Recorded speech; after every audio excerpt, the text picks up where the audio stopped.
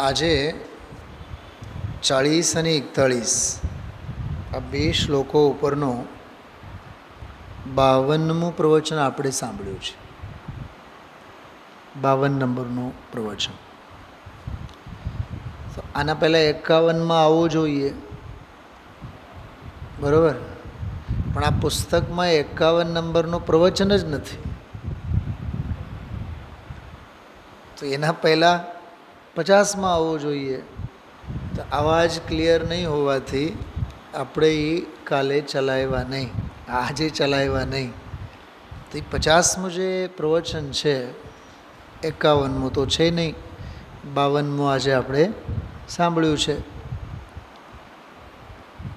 તો આમાં 50મું જે પ્રવચન છે, 39 અને 40 આ બે શ્લોકો ઉપર થોડીક એની આપણે ચર્ચા અત્યારે લેશું. પાના નંબર 134, 134, 134મું પાનું છે, 39મો શ્લોક છે. આના પહેલાં જે 38મો શ્લોક જે પ્રવચન પણ આપણે સાંભળ્યા નથી, માન અપમાન વિક્ષેપવાળા જીવને હોય છે. સવારે આપણે એની ચર્ચા લીધી છે. આજે જેના ચિત્તમાં કષાય છે, જેનું ચિત્ત વિક્ષિપ્ત છે, ઉચાટવાળું છે, એને જ માન અપમાન લાગુ પડે.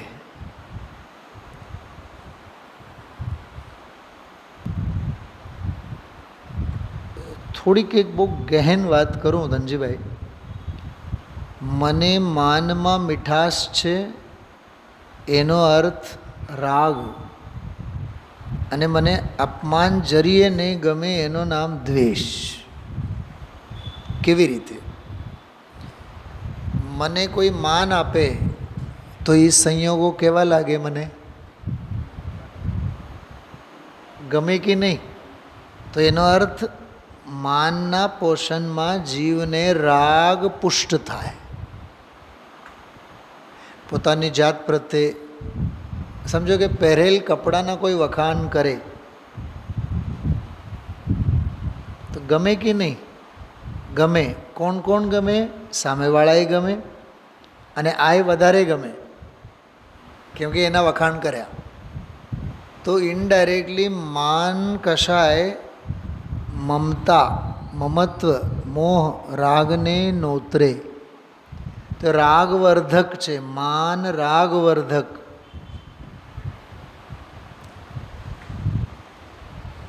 જેમ ગુરુદેવશ્રી 2-3 દિવસથી ઓલા દાખલા આપે કે ધર્મના કામમાં પૈસા ખર્ચે, પછી ઓલા મોટા અધ્યક્ષ બધ્યક્ષ બનાવીને સભામાં બેહાડે. આવતીકાલના પ્રવચનમાં બોલશે ઓલા શોભાલાલજીને, કુંડલપુર જવાના હતા, ત્યાં ગજરાત હતું, ત્યાં અધ્યક્ષમાં જવાના હતા, ભોપાળમાં છે ત્યાં આવવાના છે, એવું બધું બોલે. ટૂંકમાં એમાં એ ખેંચાયેલા રહે. ગમે નહીં જીવને. માન મળે એટલે જીવને એ સંયોગો ગમે.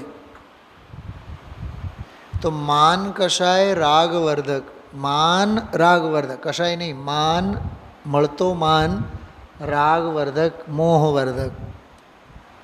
અને થતો અપમાન, બોલો, અપમાન કોને ગમે? કોઈને ન ગમે, બરાબર? તો એ દ્વેષને નોતરે. પણ જ્ઞાનીને તો આ બેવું લાગુ જ નહીં પડે, કેમ કે જ્ઞાની જ્ઞાન ભાવમાં છે અને માન અને અપમાન તો અજ્ઞાન ભાવ છે. અજ્ઞાન ભાવ અજ્ઞાનીને હોય એટલે માન અને અપમાન અજ્ઞાનીને હોય, અને જ્ઞાન ભાવ જ્ઞાનીને હોય એટલે એને માન અને અપમાન જેવી કોઈ બાબત હોય જ નહીં. 35મા શ્લોકમાં એ ચર્ચા આવી. તો આજે નહીં, સોરી, 38મા શ્લોકમાં એ ચર્ચા આવી. આજે 39મો છે ને, એમાં એવું લખે છે કે અપમાન આદિનામ ચ ઉપગમ ઉપાયમ આહ. એટલે શું ખબર? કે અપમાન વગેરે જ્યારે થાય તો એનાથી બચવાનો ઉપાય કયો છે? કે મને માનનો ચેપે નહીં લાગે અને મને અપમાનનો ચેપે નહીં લાગે, તો એના માટે ઉપાય શું છે એમ? જો અપમાન આદિકને દૂર કરવાનો ઉપાય ક્યાં લખ્યું છે ખબર? 118માં પાને. એ આ શ્લોક ઓરિજિનલમાં ત્યાં છે, જેની આપણે વાત કરીએ છીએ. ખોદીએ છીએ આપણે થોડુંક પાતાળમાં જઈને, તળિયા તપાસીએ. મળ્યું જો ઉપર શ્લોક છે 39માં લખેલું છે, 3 લીટી સંસ્કૃતની ટીકા છે. એના પછી જો અપમાન આદિકને દૂર કરવાનો ઉપાય મળ્યું. રાજુભાઈ મળ્યું ને? અપમાન આદિકને, તો એના પહેલાં કીધું ને, જેના ચિત્તમાં વિક્ષેપ હોય એને માન અપમાન હોય, અને જેના ચિત્તમાં વિક્ષેપ ન હોય એને માન અપમાન જેવું કંઈ હોય નહીં.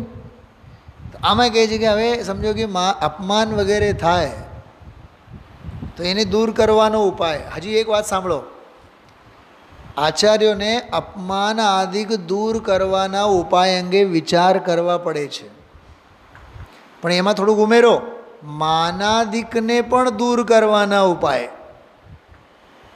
શું કીધું? એક પ્રશ્ન પૂછું, માન સારું કે અપમાન સારું? કે બેવું ઝેર? એક રાગનો ઝેર છે, એક દ્વેષનો ઝેર છે. સંસારમાં રોવું સારું કે હસવું સારું? બોલો રજુભાઈ. સંસાર જ ખરાબ, સંસારમાં રહેવું જ કલંકની વાત છે. યોગુંદીદેવ યોગસાર ખ્યાલમાં આવે છે. તો માન અને અપમાનમાંથી બેવ સારું કયું કે બેવ ઝેર? કેમ કે માન વધે એટલે રાગ વધે, અને અપમાન થાય તો દ્વેષ વધે. સંયોગો પ્રત્યે તો દ્વેષ જ વધે ને. તો અહીંયા કહે છે કે અપમાન આદિ જો આવે થાય પરિસ્થિતિ, એને દૂર કરવાનો ઉપાય કયો? શ્લોક જુઓ તમે લોકો, બહુ સરસ શ્લોક છે. યદા મોહાત પ્રજાયેતે રાગ દ્વેષો તપસ્વિનઃ. પહેલી લીટી 117માં પાને છે, બીજી લીટી 118. તદૈવ ભાવયેત સ્વસ્થમ આત્માનમ શામ્યતે ક્ષણાત.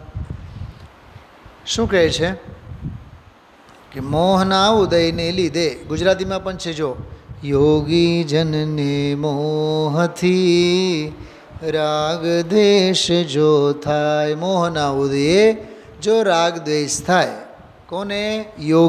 યોગીઓને, એટલે સાધક જીવને.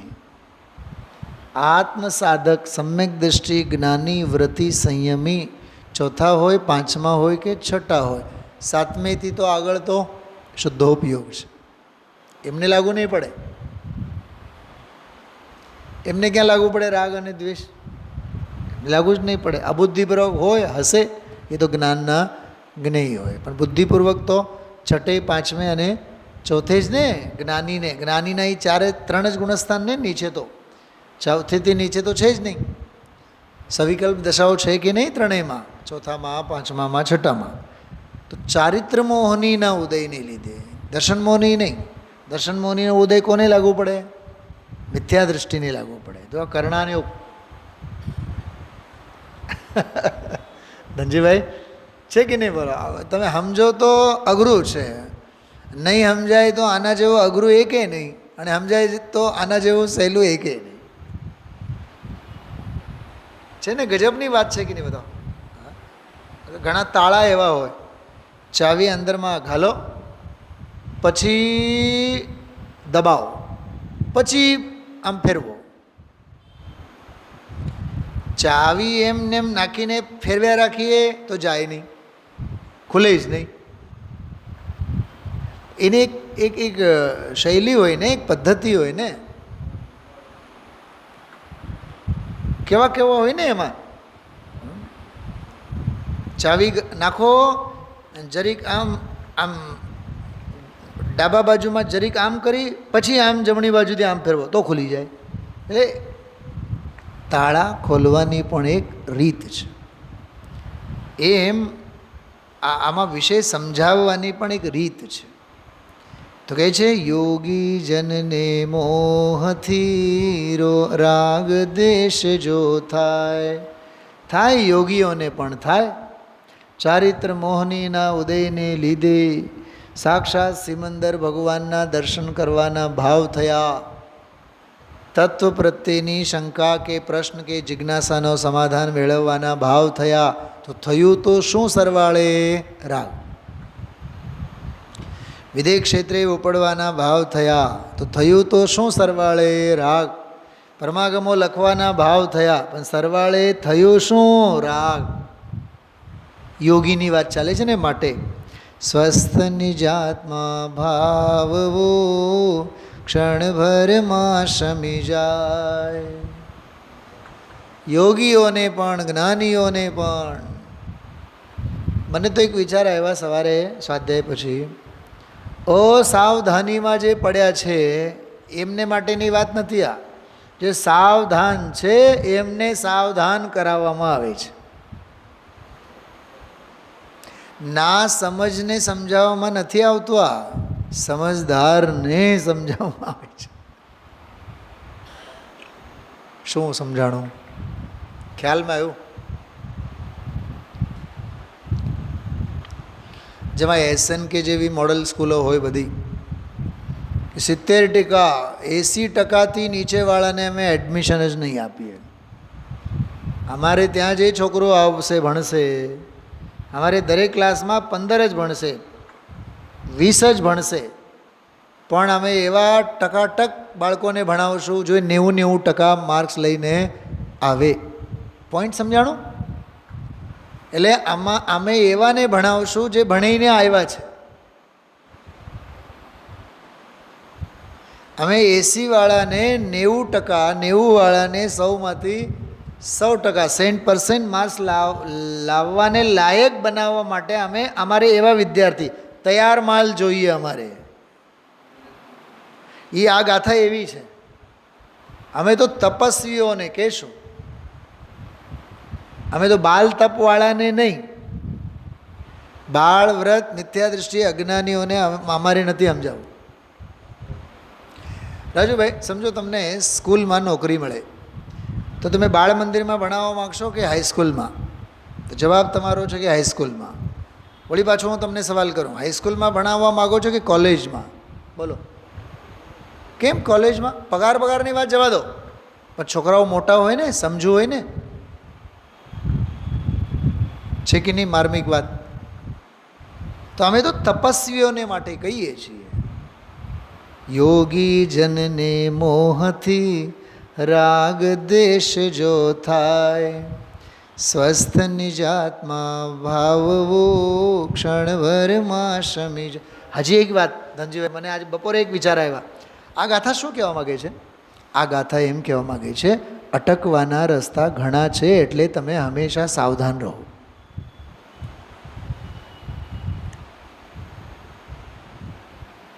ભણતો નથી જે છોકરું, એ તો ફેલ જ છે.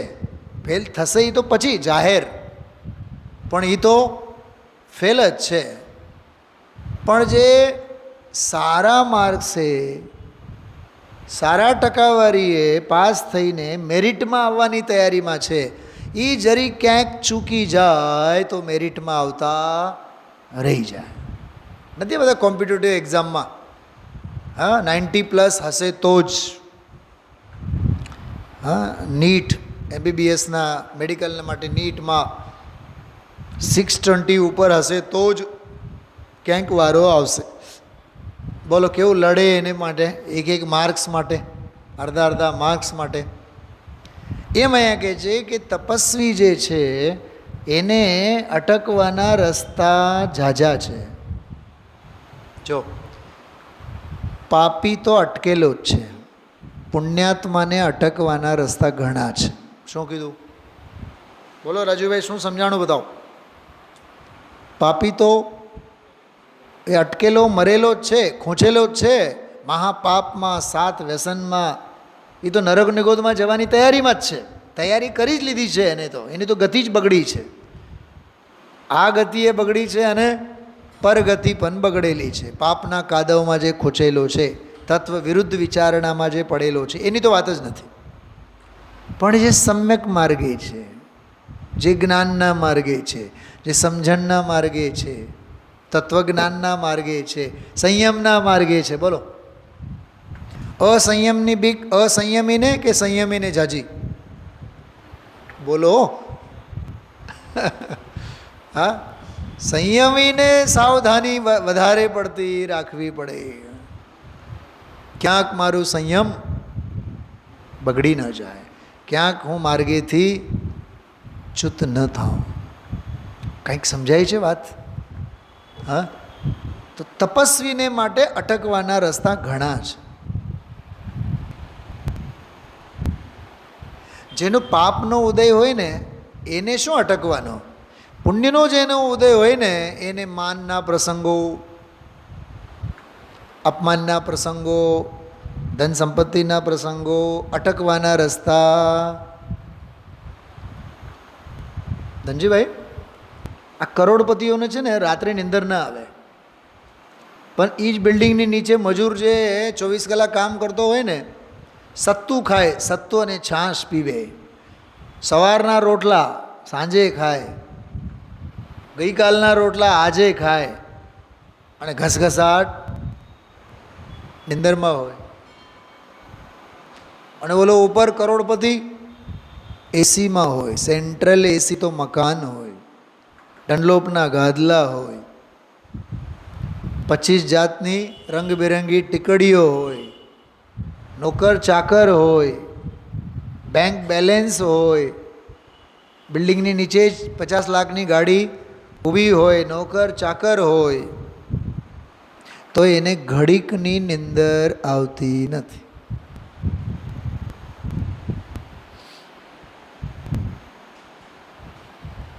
સંયોગો જુઓ અને એના સંયોગી ભાવ જુઓ, કેટલો ફેર છે.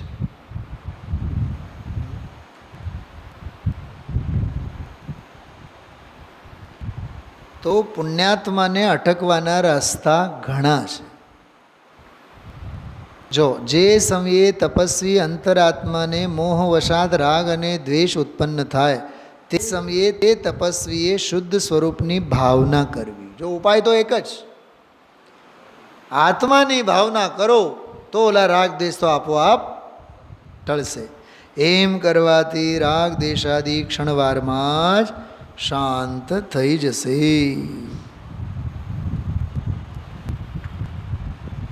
જો પાન નંબર 119 જુઓ, બીજો મોટો ફકરો છે ને, યોગી જનોને મોહથી રાગ દ્વેષ જો થાય, જે 2 લીટી ગાયું પછી ફકરામાં છેલ્લે જો બહુ ઝીણું, અરે આવો મનુષ્ય દેહ ચાલ્યો જાય છે, સ્થિતિ પૂરી થવાને કાળે કેટલા તો 50 ગયા, 60 ગયા, અને આ સતના શરણ જો મગજમાં ન આવ્યા તો ભાઈ એ ક્યાં જશે, ક્યાં ઉપજશે? વંટોળિયાના તરણા ઉડીને, હા, ખ્યાલમાં આવ્યું? અમદાવાદની ઘટના યાદ કરો, નજરોની સામે વંટોળીઓ દેખાય આપણને, હા, બસ ફૂ કરીને ઉડી જતા. બોલો, ચામડી ન મળે, હાડકા ન મળે, કાટમાળ વિમાનનો કે રજકણ શરીરનો, ફેર જ નહીં. निकल जाएंगे प्राण छिनक में, पड़ी रहेगी माटी. આ સ્થિતિ છે. ચલો, આના ઉપરનું જે પ્રવચન છે એ આ 49 નંબરનું પ્રવચન, બરાબર. આમાં ગુરુદેવ શ્રી બહુ સરસ બોલ્યા છે.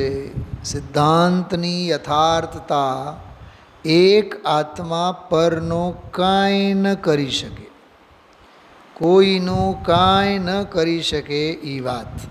આમાં ઓલી વાત આવી છે ને, 3 સત.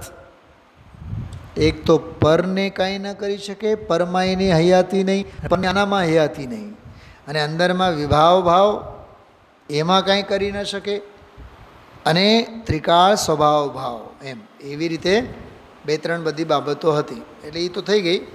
હવે 50મો જે પ્રવચન છે ને, 50મો પ્રવચન કાઢો ઝડપથી, 134-35 એટલે 39મા શ્લોક ઉપરનું જ છે, પણ એમાં ધર્મની 4 વ્યાખ્યાઓ આવી છે.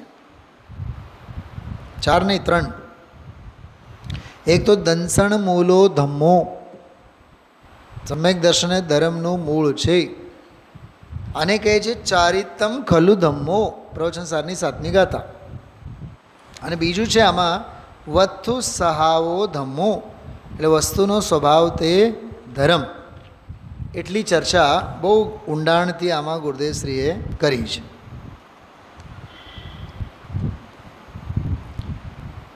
જો થોડીક આની વાત આપણે કરીએ, આમાં ટોડરમલજી સાહેબના મોક્ષમાં પ્રકાશકને આધારે થોડોક આ બધો વિષય આમાં બહુ વિસ્તારથી ગુરુદેવશ્રીએ સમજાવ્યું છે. એક માર્મિક પ્રકરણ છે 137મા પાને, 137. 137મા પાને જુઓ.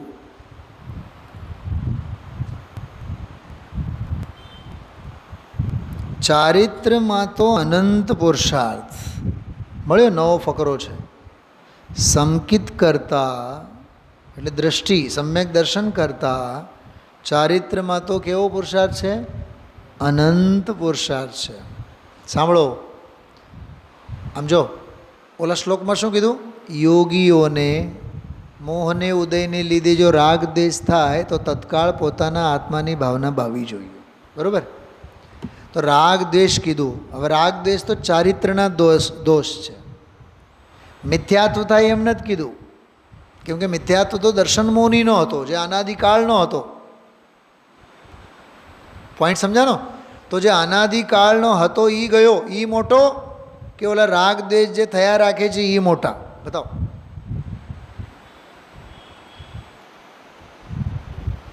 બોલો, કંઈ વિચાર કરો. જે અનાદિકાળની બીમારી હતી એ મોટામાં મોટી કે આ રાગ દ્વેષ જે છે એ મોટા? આમ વિચાર કરો ને, તો ઓલો તો નમાલો હતો, ભલે ને હતો, પણ એક ઘાએ ગયો ને. અને આ ચારિત્ર મોહનીના દોષો રાગ દ્વેષ કહે છે. ભલે ને મોહ ગયો, મિથ્યાત્વ ગયો, પણ અમે તો હજી જીવી છીએ. હે જીવ, તારે જેટલી સમાધિ લગાડવી હોય એટલી સમાધિ લગાડો, અમે તમારી સમાધિમાં ઉપાધિ કર્યા વિના નહીં રહે. તો ઓલો જે અનાદિ મોહ ગયો તો સમ્યક દર્શન થયો, પણ હવે એના કરતાં અનંત ગણો પુરુષાર્થ ચારિત્ર માટે કરવું પડશે. વીત મોહી નથી લખ્યું, વીત રાગી લખ્યું છે. ભગવાન કેવા આપણા? વીત રાગી. તો રાગ કેટલો ખતરનાક છે, ચકાસવાળો. ચારિત્રમાં તો અનંત પુરુષાર્થ સંકિત કરતા, પણ અનંત પુરુષાર્થ છે. જે વસ્તુ છે એનામાં અનંત ગુણ શક્તિઓ વસેલી છે. એ અનંત ગુણનો સાહેબો પ્રભુ છે આત્મા. અરે આ બહુ સરસ પ્રકરણ છે, બહુ કરુણા છે એમાં. અરે એની ખબરો ન મળે, એના જ્ઞાનમાં ભાસ ન મળે. જો ભાસ, ભાવભાસન, એને વ્રતને ચારિત્ર આવી જાય, એની પ્રતીતિની ખબર ન મળે. પ્રતીતિ કેમ થાય એની વિધિની ખબર ન મળે. દામજીભાઈ શું કીધું? જ્ઞાનમાં ભાસ ન મળે, પ્રતીતિની ખબર ન મળે, પ્રતીતિ કેમ થાય એની વિધિની ખબર ન મળે, અને એને વ્રતને ચારિત્ર આવી જાય. ભાઈ છે ને સરસ પ્રકરણ. છેતરાઈ જશે ઓ લોકો એને માનશે. રાજુભાઈ, લોકો એને માનશે એટલે બહુ મોટા ધર્માત્મા, બહુ વ્રતી છે, બહુ સંયમી છે. ઘણા લોકો કહેતા હોય, અરે અમારા દાદા તો આખી જિંદગી કોઈ દી મીઠું નથી ખાધું, મીઠાનો ત્યાગ હતો.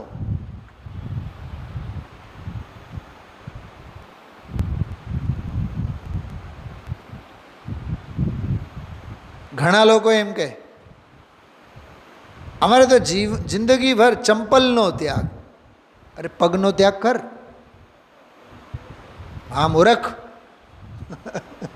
પગનો ત્યાગ કરે એટલે શરીરને છોડીને બતાવો ને, ચંપલને હું છોડે છે.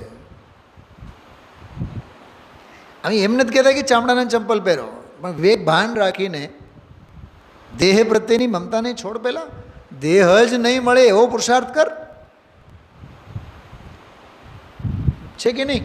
આ બધા મહાસતીઓ અને મહારાજો બધા એ બધા કેમ હાલતા હશે, આપણે તો કેવા હેરાન થઈએ. હા, આપણને તરત જ જોઈને એમ થાય કે મોટા તપસ્વી. અરે કશાય ક્લેશ છે, કાય ક્લેશ છે. ધર્મ તો ભાઈ અંદરની વાત છે. તો કહે છે છેતરાઈ જશે, લોકો એને માનશે, લોકો તો કહી દેશે. શું કહી દેશે? ઓહો હો હો, શું શું ત્યાગ કર્યો, શું વ્રત પાળે છે. એથી કરીને કંઈ તત્વનું સ્વરૂપ સામે આવી જશે. હા હા હા, દુનિયા એને રિપોર્ટ શું કહેવાય, સર્ટિફિકેટ આપે. મહાતપસ્વી યોગી એમ દુનિયા સર્ટિફિકેટ આપે. એનો અર્થ શું છે? હા, નીચેનો ફકરો સાવ છેલ્લી 2-3 લીટી જુઓ. હા હા હા, એ પોતે રાગ દેશ કરવાને પણ પ્રભુ છે, અને રાગ દેશ ટાળીને સ્વરૂપને પ્રાપ્ત કરવામાં પણ એ પોતે પ્રભુ છે. બોલો, અટકવામાંય પ્રભુ અને પામવામાંય પ્રભુ. અરે રે, મૂળ વાત એને કાને ન પડે, એની જાતની સંભાળ કેમ થાય? આ પંચાસ્તિકાયમાં આવતી ચર્ચા છે. ચલો થોડુંક ઝડપથી આગળ વધીએ. બહુ અદ્ભુત છે.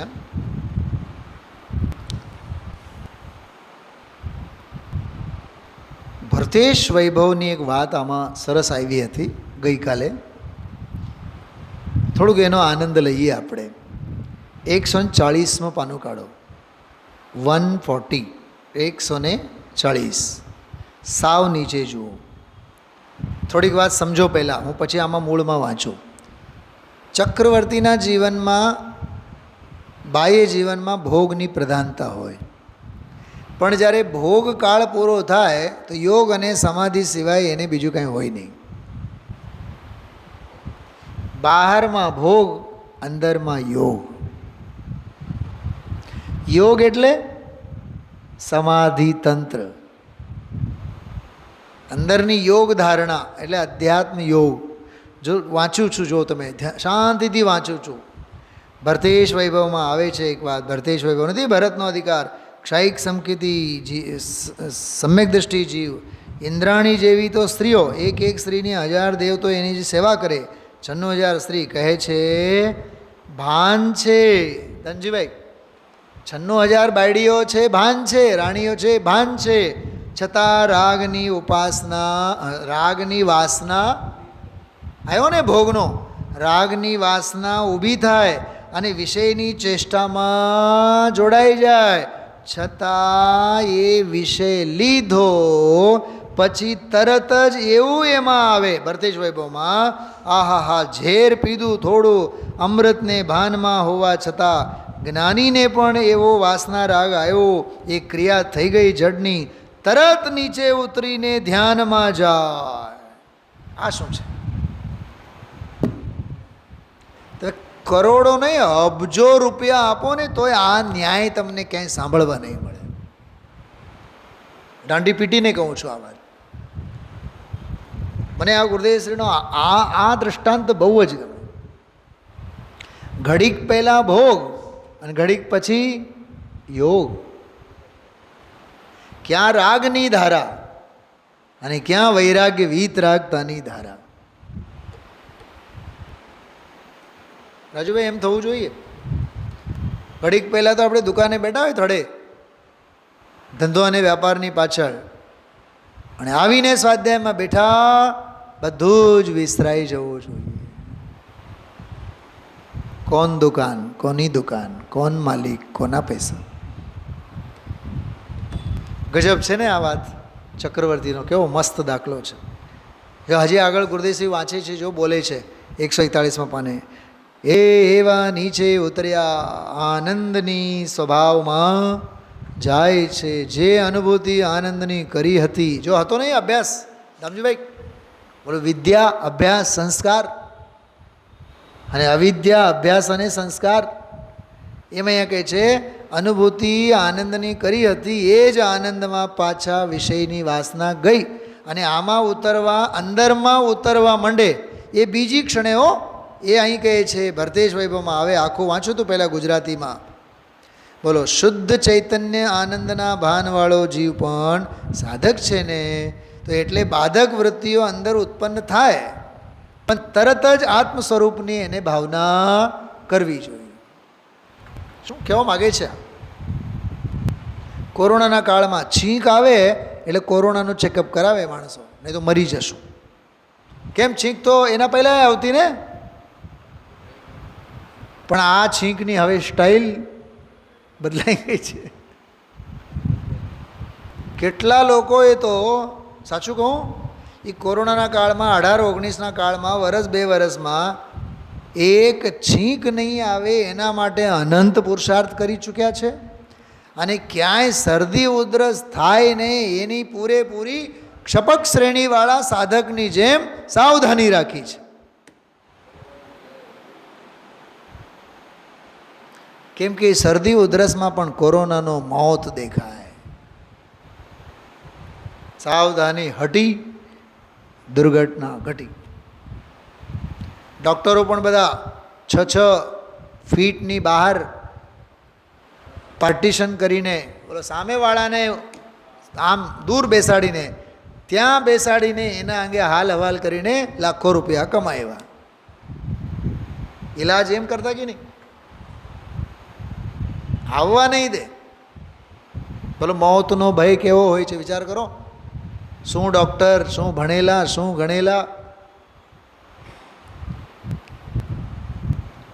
ભાઈ રજુભાઈ સમજાય છે કેવું જબરદસ્ત છે. હા, ઘડીક પહેલાં યોગ અને ઘડીક પછી, ઘડીક પહેલાં ભોગ, ઘડીક પછી યોગ. ભરત ચક્રવર્તી જેવું ભગવાન સ્વરૂપે જાણ્યું હતું, સ્વરૂપને એમાંથી જરિયા વાસના આવી ગઈ, તરત જ એના અંદરમાં જવું. હવે ઓહો હો, તેનાથી વૃત્તિઓ શાંત થઈ જશે. આવો માર્ગ ભાઈ. ફરીથી બોલું છું, સાંભળો. શ્લોક કયો ચાલે છે? હે યોગી, જો મોહના ઉદયને લીધે રાગદ્વેષાદી ભાવો થાય તો તું તારી આત્માની ભાવના ભાજે, આપોઆપ તારા રાગદ્વેષ બંધ થાય. જો ભરતેશ વૈભવનો દાખલો, સિદ્ધાંત દ્રવ્યાન યોગનો અને દ્રષ્ટાંત પ્રથમાન યોગનો. આ હોય છે સ્વાધ્યાયની પદ્ધતિ. બોલો, આ ચૂકી ગયા હતા કે નહીં તમે લોકો? હા રાજુભાઈ, આ પ્રવચન જ હાલ્યું નથી અહીંયા. બોલો, કેવડી મોટી પૂંજી છે આ. એટલે કહું છું, પ્રવચન ચાલે કે નહીં ચાલે, પણ એક એક શબ્દ આપણે વાંચવા જ જોઈએ, તો જ એનો આનંદ છે.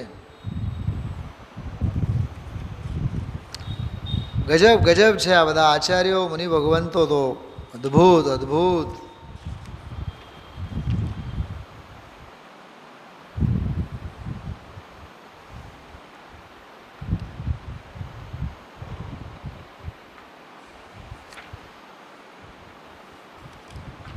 ચલો આગળ વધીએ આપણે.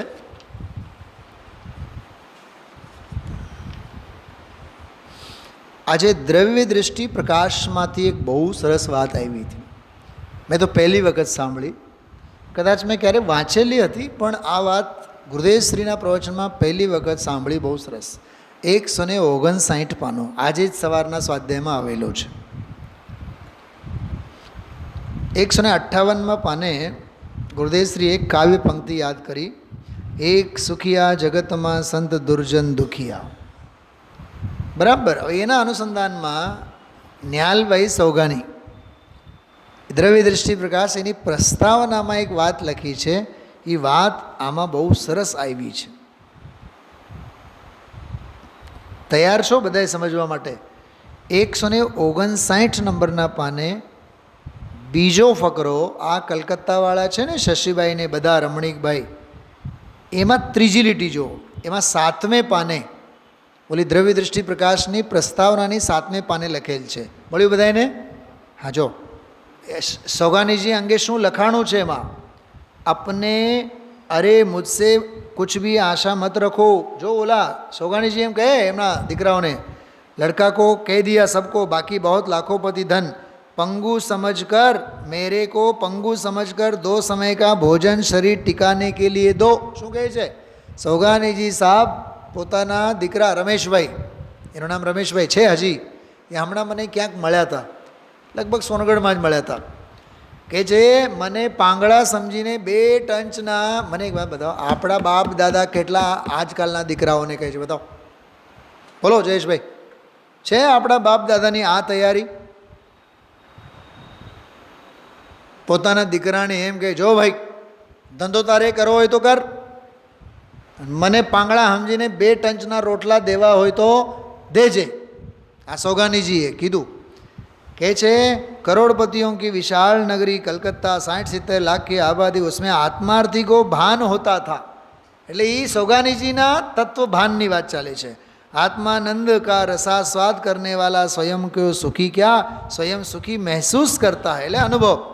છોકરાઓને કયા આનંદ સ્વરૂપ ભગવાન આત્મા, અતિન્દ્રિય આનંદનો રસિયો પ્રભુ, એનો આનંદ આવ્યો. હવે સાંભળજો, આ એક જ જીવ સુખી છે અને બાકી બધા દુઃખી છે. સોગાનીજી કહે છે, મને તો એવું લાગે કે આવડા મોટા કલકત્તામાં હું એકલો જ સુખી છું અને બાકી બધા દુઃખી છે ને મસ્તી. હા હા હા, મહાવ્રતના પાળનારા, દયાદાનના કરનારા, મહિના મહિનાના ઉપવાસ કરનારા બધા વિકલ્પ છે, રાગ છે ને દુઃખી છે. ભાઈ ગ્રહસ્થાશ્રમમાં હતા, અરે ગ્રહસ્થાશ્રમમાં નહોતા, આત્માના સ્થાનમાં હતા. રાજુભાઈ મજા આવી જાય એવી વાત છે. આપણે વળી પાછું શું સદગૃહસ્થ, શું સદગૃહસ્થ, સદ આત્મા બોલો ને, ગૃહસ્થ આશ્રમમાં નહીં, ગ્રહસ્થ આશ્રમમાં નહીં, આત્માના સ્થાનમાં રહેતા છે ને. બધી કેવી કેવી સરસ, આજે સવારે આ બધી વાત આવી.